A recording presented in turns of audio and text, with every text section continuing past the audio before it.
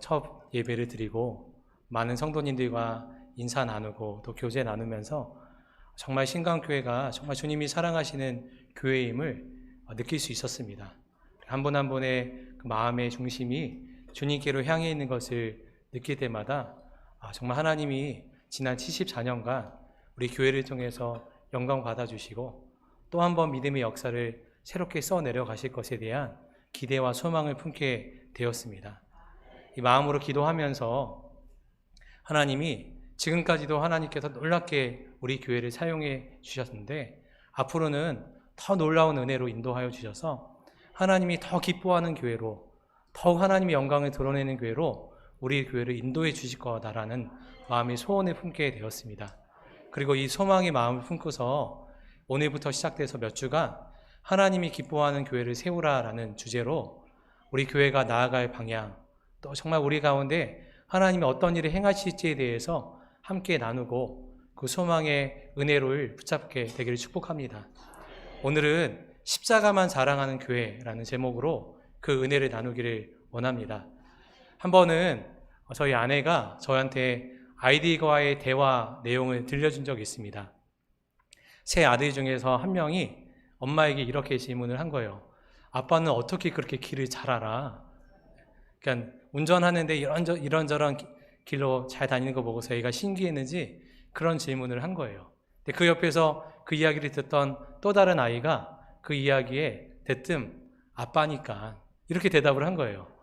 그랬는데 첫 번째 질문했던 아이가 아빠는 운전도 잘하고 기억력도 좋고 아빠는 뭐 여러 가지 운동도 잘하고 아이들이 보기에는 아빠가 뭐 위대해 보이기도 하잖아요. 그런 이야기 하니까 또 대답했던 애가 아빠잖아 이렇게 얘기를 한 거예요. 그 얘기를 듣는데 제 마음이 흡족하더라고요. 아이들이 아빠를 그렇게 사랑으로 존경으로 바라보는 것 자체가 제게는 너무나 큰 기쁨이고 감사였습니다. 사랑하는 성도 여러분, 하나님은 언제 기뻐하실까요?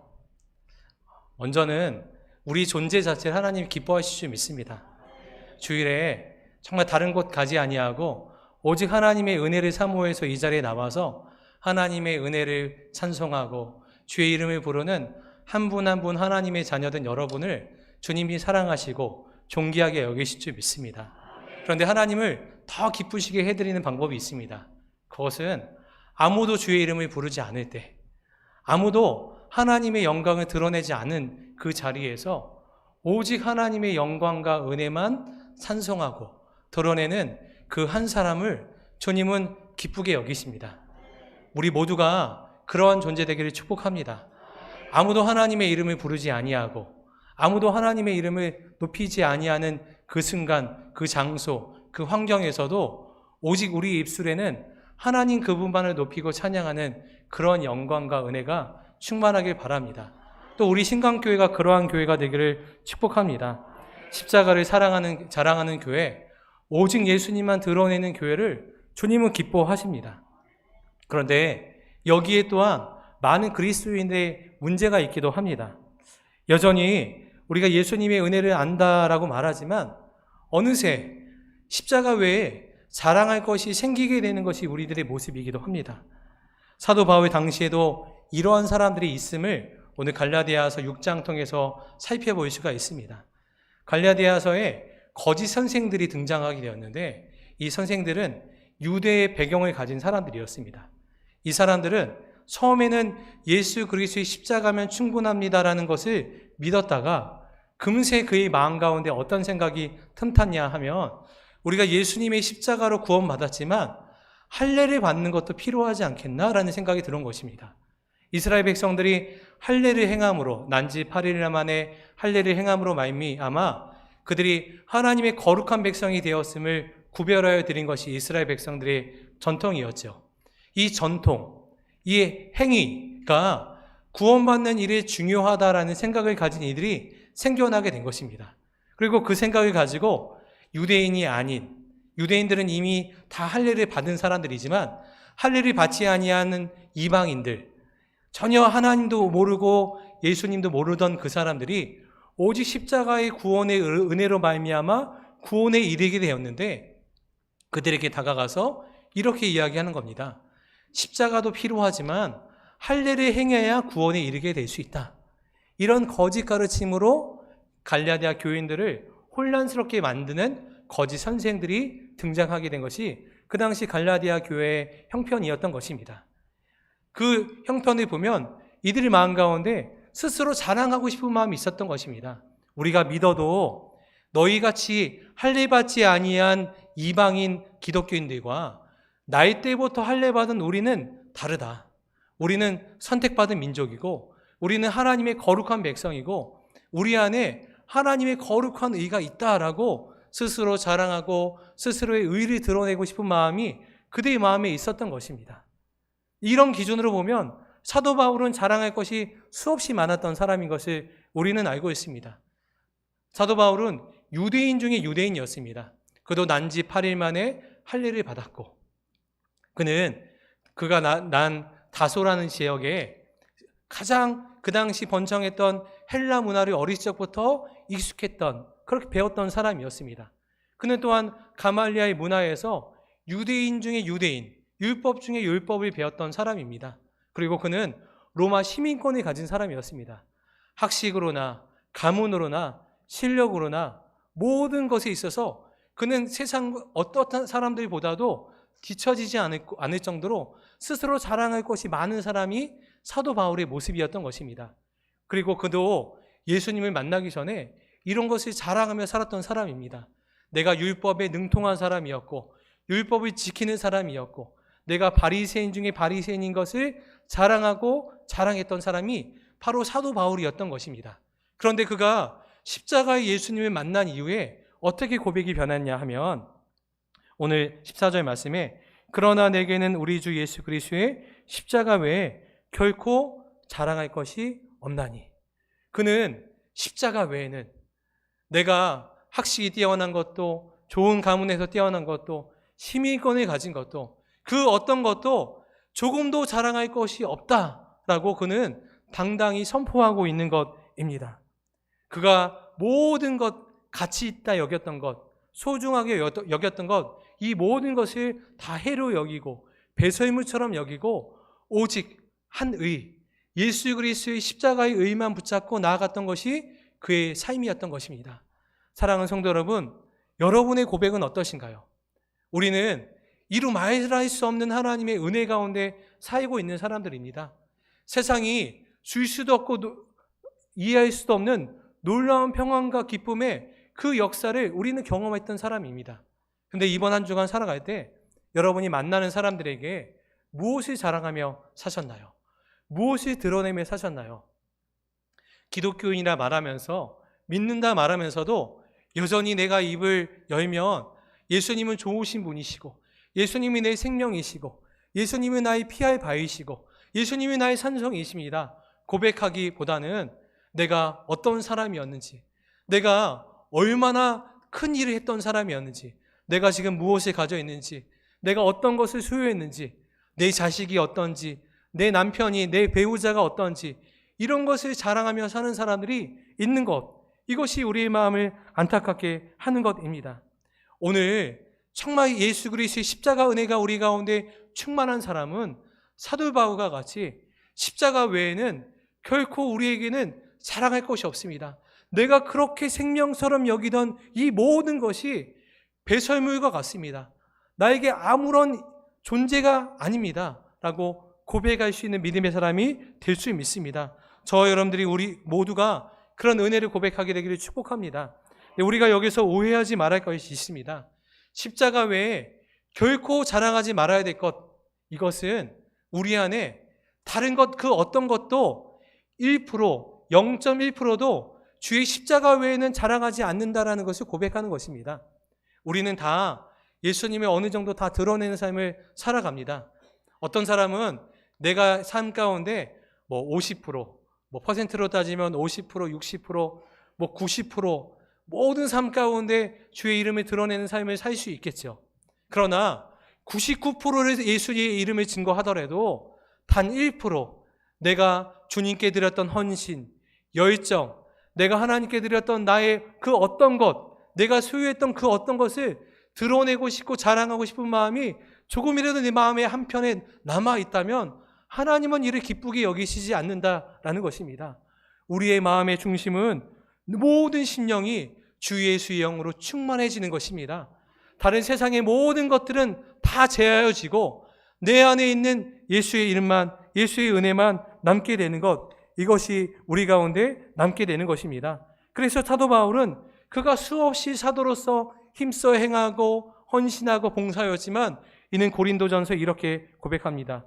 고린도전서 15장 10절에 내가 모든 사도보다 더 많이 수고하였으나 내가 한 것이 아니요 오직 나와 함께 하신 하나님의 은혜로다. 사도 바울이 주일을 할 때 얼마나 수많은 사람들이 그에게 찾아와서 당신은 정말 위대한 사도이십니다.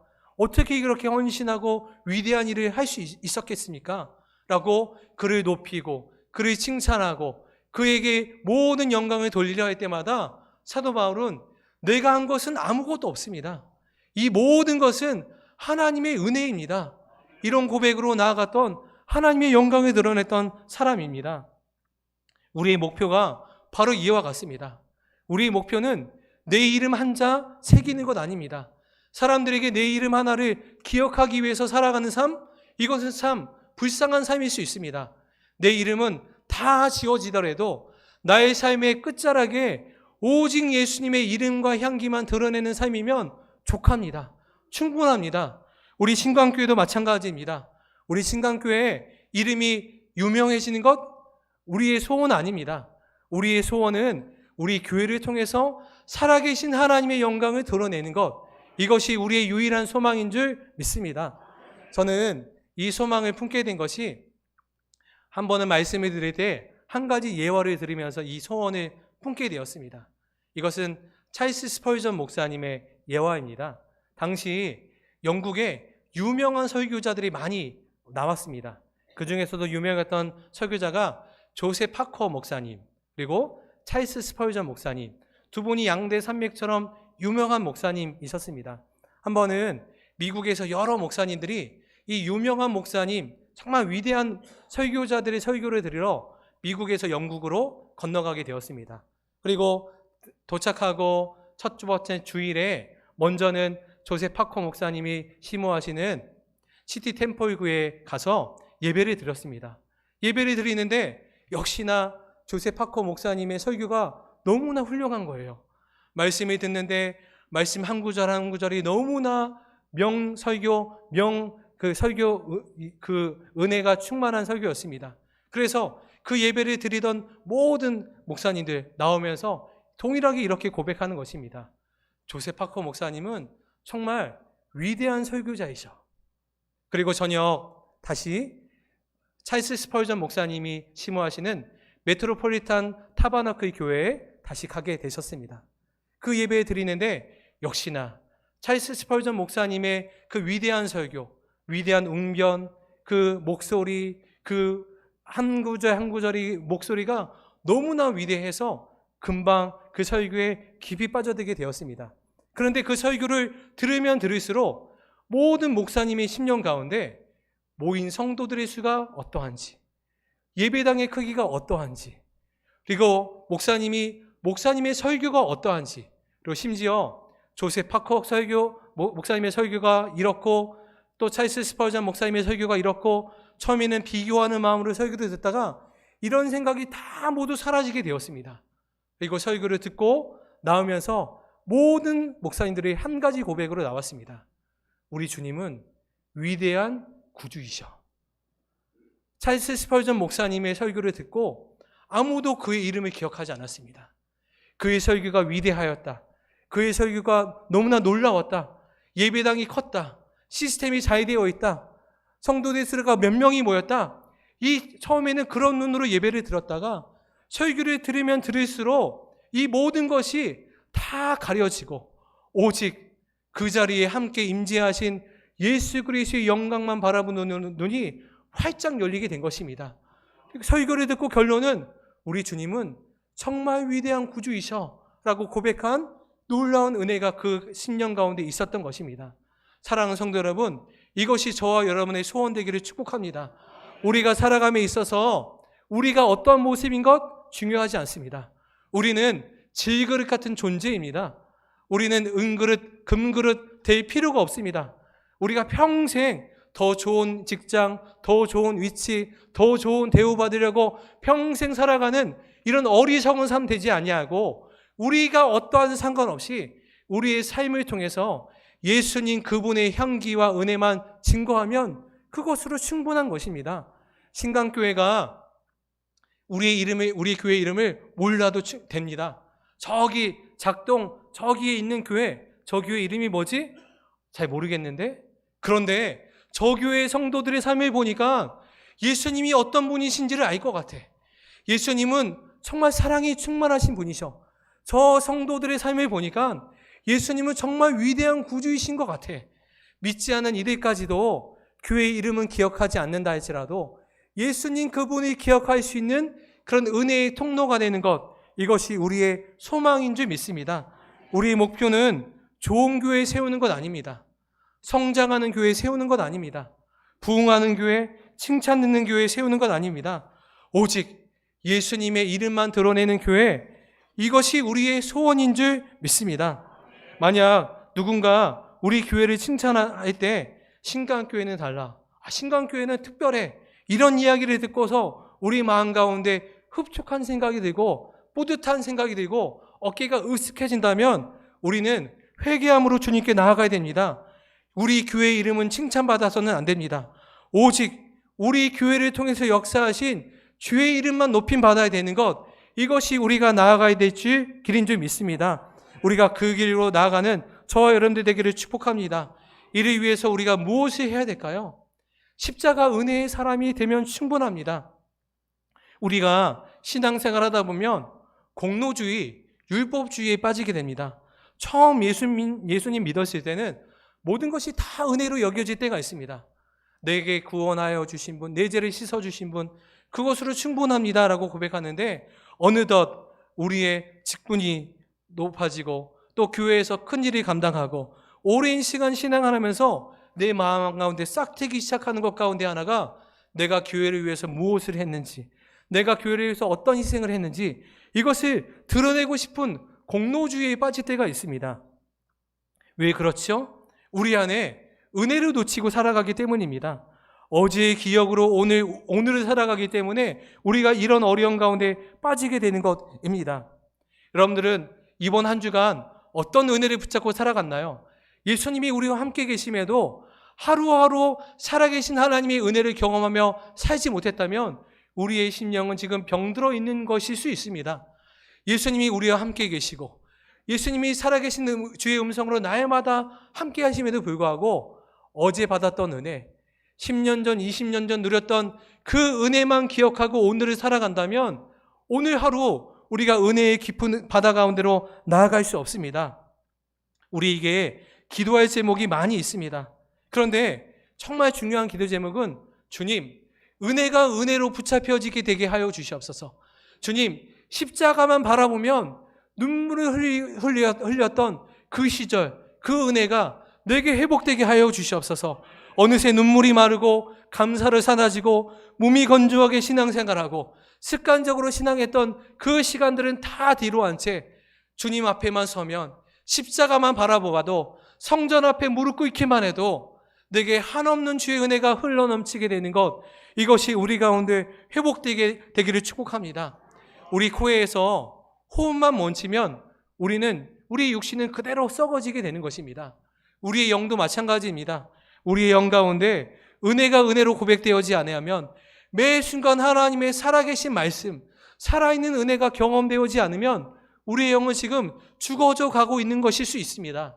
이것은 우리의 참 위기의 순간인 것입니다. 이것이 그냥 내버려 두지 말아야 될 것입니다. 그 첫 번째 증상 가운데 하나가 십자가 앞에 섰는데도 우리의 죄가 보이지 않는 것입니다. 우리가 예수님을 첫 번째 만났을 때 어떤 모습이었나요? 그저 우리의 있는 죄 없는 죄를 다 주님 앞에 통회하며 자복하며 기도했던 것이 우리들의 모습입니다.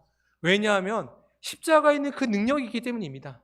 십자가는 밝히 우리의 모든 연약한 것들을 드러내는 능력이 있습니다. 오늘도 우리는 십자가 앞에 나와 있습니다. 성전 앞에 나와 있습니다.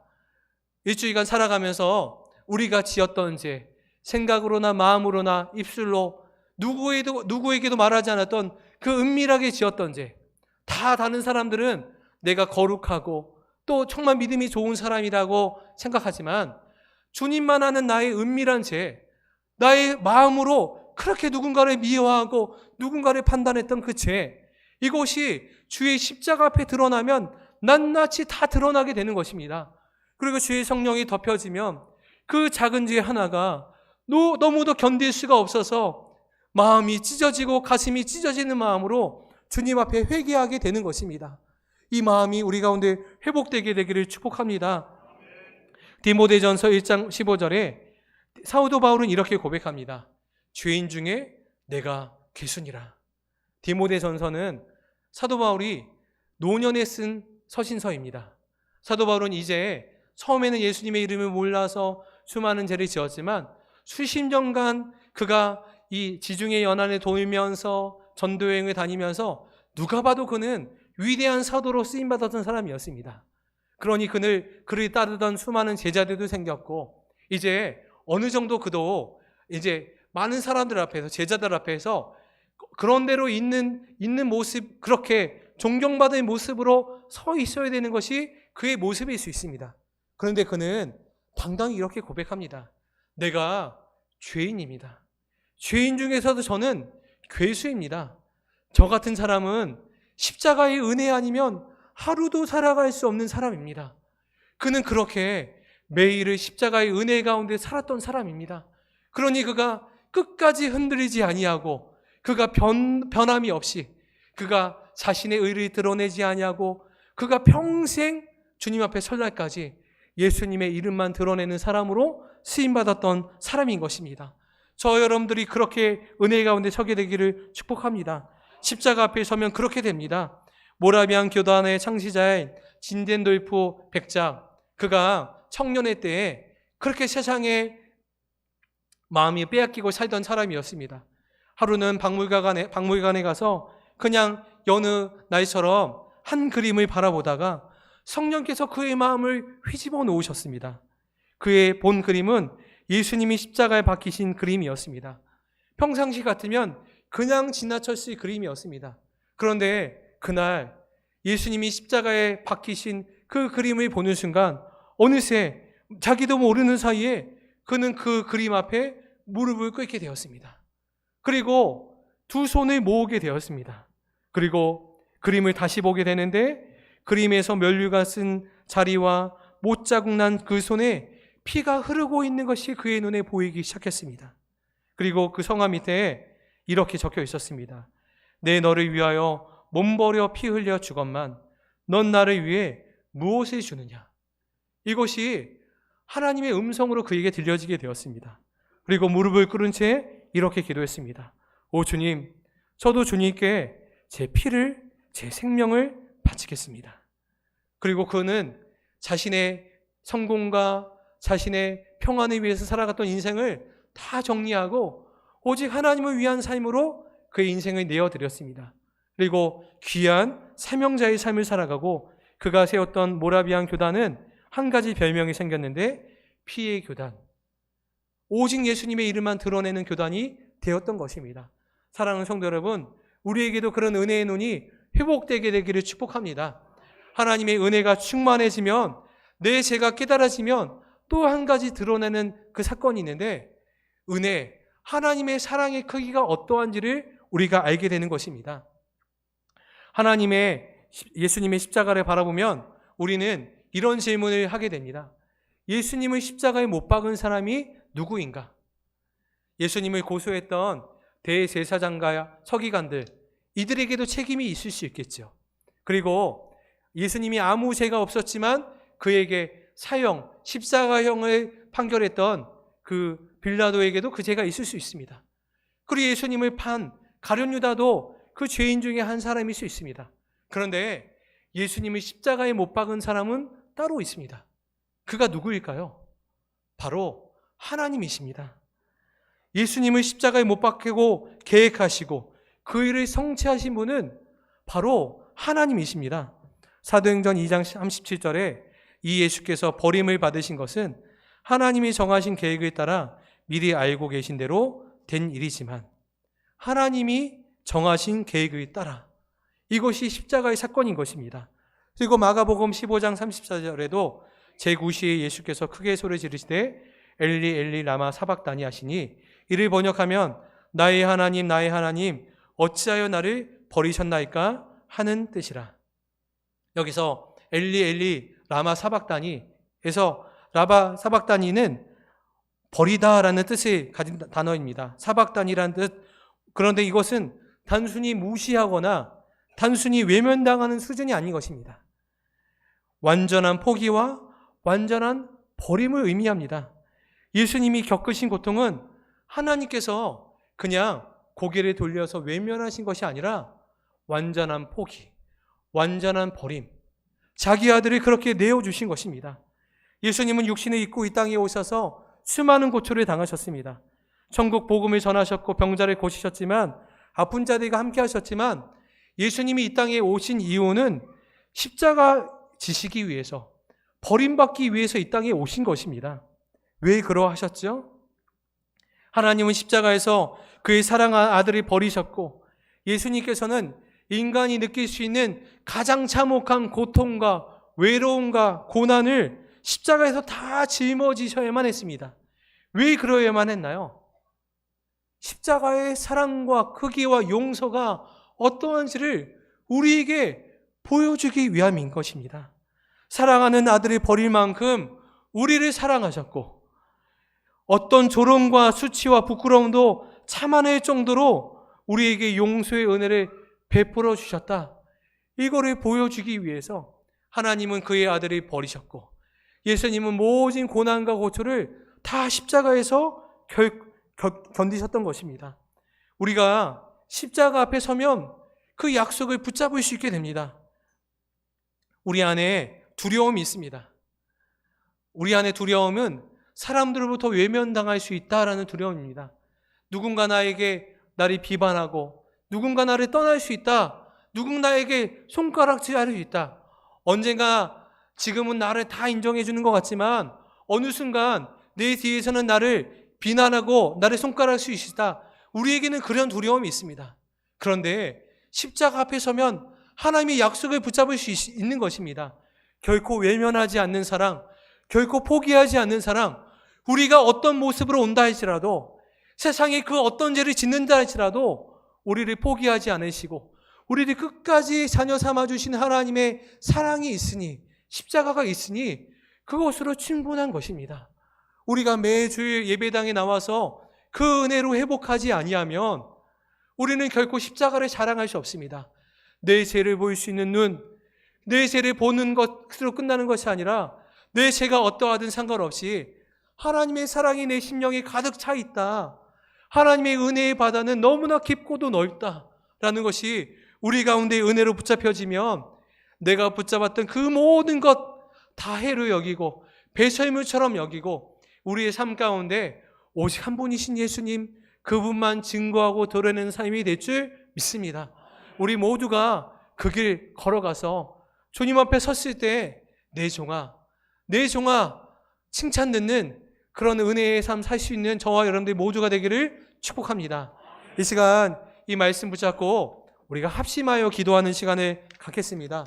주님, 저의 삶을 주님께 내어드립니다. 하나님, 지금까지 내가 붙들고 있었던 모든 것 다 배설물처럼 여기고 해로 여길 수 있는 믿음을 제게 허락하여 주시옵소서. 나의 삶을 들어 결코 십자가 외에는 자랑할 것이 없는 삶 살게 하여 주시기를 원합니다. 단 1%, 단 0.1%라도 내 의 드러내지 않게 하시고 내 공로 주장하지 않게 하여 주시고 나의 삶을 들어서 오직 하나님의 이름만 드러내게 하여 주시옵소서. 우리 신강교회가 그러한 교회가 되게 하여 주시기를 원합니다. 신강교회를 통해 영광 받으신 하나님의 존귀한 이름이 온 열방 가운데 드러나게 하여 주시옵소서. 우리 이 기도 제목 붙잡고 주의 이름 한번 부르고 간절한 마음으로 기도하겠습니다. 주여, 사랑하는 주님, 감사와 찬송을 올려드립니다.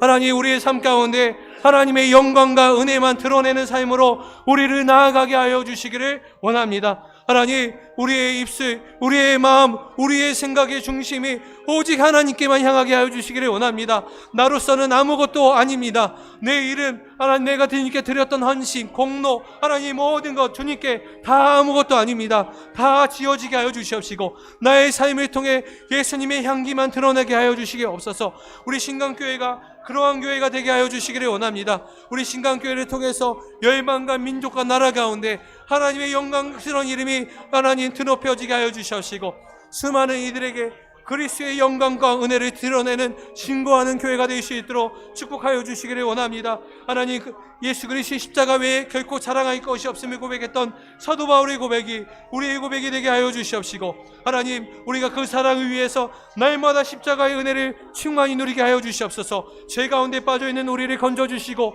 새롭게 하시는 하나님의 은혜를 우리가 날마다 새롭게 경험케 하여 주시옵시고 우리를 결코 포기하지 않으시고 우리를 하나님 우리 가운데 결코 거두지 않으시는 그 십자가의 용서와 사랑을 하나님 그 크기를 날마다 경험케 하여 주시기를 원합니다. 하나님 그 사랑 가운데 나아가게 하여 주시옵소서.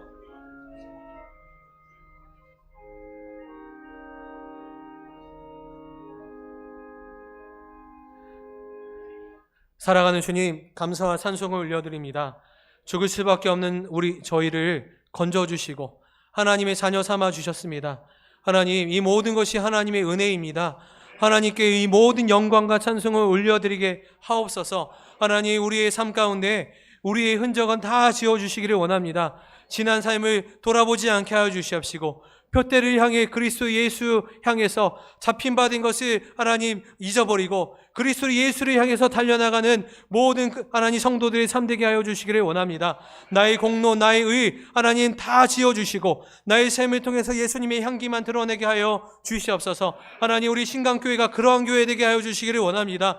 열방과 민족과 나라 가운데 하나님의 선한 영향력을 흘려보내게 하여 주시옵시고 하나님, 우리 신강교회가 하나님 유명한 교회, 큰 교회, 부흥하는 교회로 소문나지 않게 해주시옵시고 오직 예수님의 향기만 드러내는 교회로 하나님 주님께 칭찬받는 교회 되게 하여 주시옵소서. 하나님, 이를 위해서 우리 성도들이 가운데 십자가의 은혜와 사랑이 늘 회복되게 하여 주시기를 원합니다. 십자가 앞에서 내가 얼마나 큰 죄인인 것을 날마다 깨닫게 하게 하여 주시옵시고 그 죄를 용서하시고 사랑하시는 자기 아들까지도 버리신 그 하나님의 놀라운 사랑, 하나님 모든 고통과 하나님 고난과 수치와 모욕을 감당하시까지도 우리를 사랑하신 그 십자가의 사랑으로 말미암아 하나님 우리의 심령이 날마다 은혜로 채워지게 하여 주시사 하나님, 우리가 지금까지 붙잡았던 그 모든 것들을 다 배설물처럼 여기고 오직 예수님의 이름만 높이고 찬양하는 복된 입술이 될 수 있도록 우리 성도들의 삶을 복되게 하여 주시옵소서. 하나님, 신강교회를 축복하게 하여 주시사 신강교회 이 교회를 통해서 하나님 많은 영혼들이 구원받게 하여 주시기를 원합니다. 아직도 예수님의 이름을 알지 못하는 수많은 영혼들이 이 성전으로 나와 예배하게 하여 주시옵시고 꿈과 소망을 잃고 살아가는 수많은 다음 세대들에게 예수 그리스도의 소망을 전하는 교회가 되게 하여 주시사 하나님, 이 교회를 통해서 민족과 나라를 살리고 하나님의 영광을 드러내는 수많은 믿음의 다음 세대들이 불과 같이 일어나게 하여 주시옵소서. 성도들의 삶을 축복하여 주시기를 원합니다. 성도들 가운데 질병으로 고통당하는 이들이 있습니다. 하나님께서 육신의 질병을 고쳐주시고 마음의 질병을 고쳐주시사 새롭게 하여 주시기를 원합니다. 마음의 기쁨을 회복시켜 주시옵시고 육신에 앉아있는 자리에서 일어나게 하여 주시사 하나님의 전에 달려나와 예배하시는 은혜를 허락하여 주시옵소서. 하나님, 재정의 묶임에 어려움당하고 있는 성도들이 있다면 재정의 묶임에서 풀어주시옵시고 주의 일 감당할 수 있는 힘과 은혜를 부어주시옵소서. 가족들의 구원을 위해서 눈물과 사랑으로 기도하는 성도들의 간구의 기도를 들어주시기를 원합니다. 주님을 떠난 자녀들이 있다면 속히 돌아오게 하여 주시옵시고 아직도 예수님 믿지 않는 우리 배우자들 있다면 하나님께 주님께 돌아올 수 있도록 그의 심령을 변화시켜 주시옵소서. 하나님, 우리 교회가 더욱 나라와 민족 위해서 기도하는 교회가 되게 하여 주시기를 원합니다. 쉬지 않고 하나님 이 나라의 민족 위해서 하나님 기도하는 교회가 되게 하여 주시사 이 나라가 정말 썩어질 것을 붙잡는 나라가 되지 않게 하여 주시옵시고 우상이 꺾여지고 하나님의 교회가 세워지고 죄의 몸된 역사가 세워지는 이 나라의 백성 되게 하여 주시옵시고 정치 지도자들이 새로워지게 하여 주시옵시고 하나님이 믿는 거룩한 세대가 불과 같이 일어나는 거룩한 나라가 되게 하여 주시옵소서. 통일의 때가 속히 오게 하여 주시사 하나님, 북한에 지금도 숨죽여 기도하는 지하교회 성도들을 불쌍히 여겨주시기를 원합니다. 하나님 그들의 기도하는 자리에 함께 계셔 주시고 북한 땅이 그리스도의 계절이 속히 임할 수 있도록 그 땅을 축복하여 주시옵소서. 오늘도 하나님의 이름을 붙잡고 열방으로 나아가 주의 복음을 전하는 선교사님들 있습니다. 하나님 복음을 전하는 곳곳마다 주의 영광이 드러나게 해 주시옵시고 열방이 주께 돌아오게 하는 그날 하나님 마라나타 주 예수의 속히 오시옵소서. 그 영광의 때가 하나님 보게 하여 주시고 우리 때 그 영광을 보게 하여 주시옵소서. 그렇게 역사하실 주님의 영광을 찬양하며 우리 구주 예수 그리스도 이름으로 간절히